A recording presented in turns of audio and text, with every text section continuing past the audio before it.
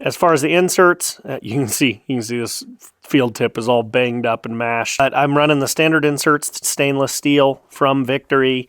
I'm not running any back weights or anything like that. This beat tip that you see. So quite a few of my arrows will look like this because I shoot primarily these 4 arrows in my quiver year-round at targets, at all sorts of stuff.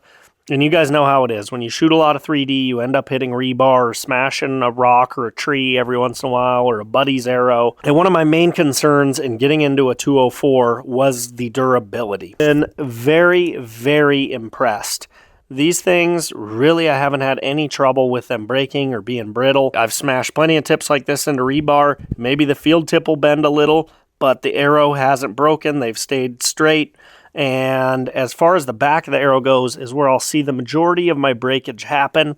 And it's usually because a buddy will shoot the same target and glance the edge of my nock and the arrow will pop out. I have one right here in the quiver because I actually do shoot year-round and use the shit out of my stuff. So look at that nock right there. As you guys can see, that nock has been smoked by someone before. And the vein here has also been smoked. And a lot of my, I think 3 of the 4 arrows in my quiver have smoked veins right now from buddies. Sometimes it'll split into the arrow shaft.